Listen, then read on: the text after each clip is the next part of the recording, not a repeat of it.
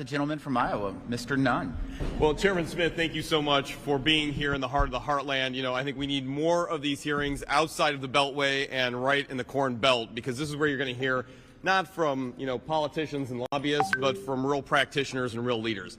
I'm thrilled with the lineup that we have today, and I'm grateful for members across the country on your Ways and Means Committee taking time to come out here and learn how it impacts your district, but then learn how it impacts really the middle of America and the jobs and the families and the lives that are impacted directly by this. I am proud that on day one, as a freshman on this panel, I went against the establishment to make sure that we fought for key taxes that impact our state. Working with this team here, we held together to make sure that biofuels were part of America's energy solution and our national security solution.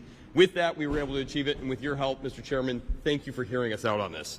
I'm also very proud, as a dad of 6 with 2 foster kids here that are now adopted, that we've made a priority of the child tax credit. It helps every family, it grows the economy, and it's important for our future here as families. And I'm also privileged to help lead the HEART Act, to help families who are decimated by natural disasters like those that happened right here in Greenfield, Iowa, where nearly a third of the town destroyed by severe storms and tornadoes. The 2017 tax credit has been a critical lifeline for all Americans, but particularly those right here in Iowa, with the average Iowa family of 4 seeing a 22% tax cut because of your good work. If these are allowed to expire through inaction or false promises, Iowans will see a 22% increase in their overall taxes at a time when no Iowa family can afford it. Because of the leadership that's happened both on this committee and I would say with your Iowa delegation, we have been part of the team that has cut Iowa taxes 3 times, the largest tax cuts in Iowa history. We have a proven example of how this works to grow the economy, to help all families, and as my colleagues highlighted here, to make sure that we pay off our debt while being successful for the future. Because of these tax cuts, Iowans have more money in their pockets, and they invest them right in the communities that matter, spending on their families and their communities and to grow our local economy. So, Mr. Chairman, thank you for doing this, and thank you for the opportunity to join you. Thank you, Chairman Smith. Thank you again for the group for being here today and offering real Iowa common sense on how a tax policy not only helps grow an economy, but helps everyday working families. So, Mrs. Curry, as not only a fellow Iowan, but here in the district together, and if all the titles you have, with a family farm, working a nonprofit, leading advocacy for kids with autism, I think your best title is probably mom. And the reality is here, you are reflective of 30% of Iowans who benefit from this tax credit. Look, almost 500,000 Iowans qualify for it, and it doubles their ability to have savings. I want to ask you, when you got that tax credit, that money back in your pocket, did you go out and buy an Italian-made Ferrari? No, sir, I did not. Did you hostily take over a foreign entity to build it offshore? No. What did you do with your tax credit? Because you are reflective of a working class family to be able to help your kids.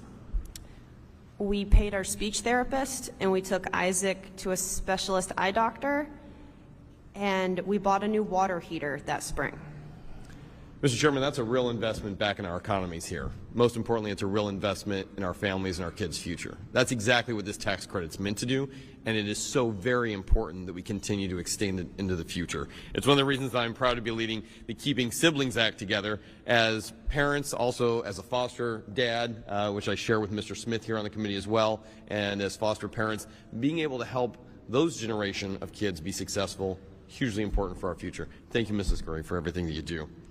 Mrs. Paul, I want to talk with you as well. Look, you're a small business owner. Iowa is home to over 270,000 small businesses. In fact, here in Iowa, we have an outsized voice. 99% of businesses in Iowa are identified as small businesses. Being able to really help make this up is huge. Now, if these tax credits expire, 92% of Main Street businesses in Iowa would experience a 43% plus tax increase. I think it's fair to say that would decimate a lot of our small towns and communities, not just here in Iowa, across the country. Would you be able to keep your supply chain going if you had tax increases like this levied on your door instantaneously? I think it's going to be tough. You know, I am scared what's going to happen when if it does expire, because I've seen small businesses already closing in Iowa, you know, especially in the restaurant industry, unfortunately. And with everything that's happening and the cost of everything, with inflation, we're getting hit so hard the way it is. And then if we're going to be paying these kind of increases, we've had a really rough 2 years across the board with my businesses. So we're already hurting. So with this happening, it could be devastating to us and across the board for Iowa and the United States. And Ms. Paul, I think you're absolutely right here. You talk about a ripple-on effect. An increase in your trucking business means an increase for everyone in America with a supply chain that costs a lot more if you're paying more taxes. Tell me the opposite. If we're able to extend the tax cut, how does that help out bringing down prices for every American? Well, that's great, because we can continue to invest, you know, and we do. You know, the money doesn't come back into our pockets. That's right. You know, as small business owners, we reinvest. We reinvest in the communities, we reinvest in our employees, and that's the thing we will continue to do. Well, and that's one of the reasons I'm proud to support the Main Street Tax Credit Certainty Act. It's one of the things we've done to make this permanent, so you have permanency in your reinvestment here in our communities and growing across the country. Ms. Reeson, I should just call you Farmer Reeson. You know, you've been working with us so hard to highlight the success of an investment in America's ag, America's energy, America's national security. You're a practitioner in this. Look, the 2017 tax cuts offered us an explosive growth opportunity for reinvestment. It also increased U.S. investment by 20% and provided a crucial death tax exemption, something that we want to make sure we see increased.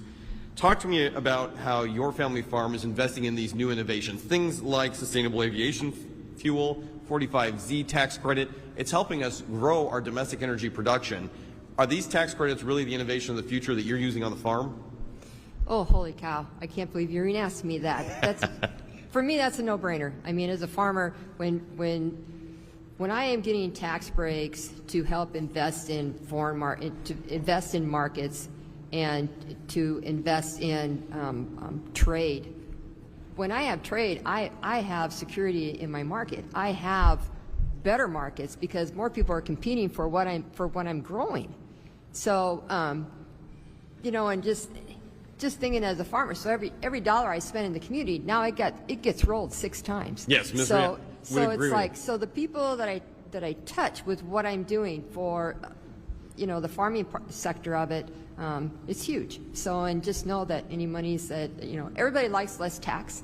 And so any monies that we do manage to save gets invested right back into equipment or maintenance or whatever else happens to come up. You know, we have livestock, and so that's right. We have way more equipment probably than what anybody else does in the countryside. Thank you, Ms. Reeson. These are not just tax credits; you. these are tax investments. As you highlight, every dollar invested are multi-dollars returned. Thank you, Mr. Chair. I yield my time.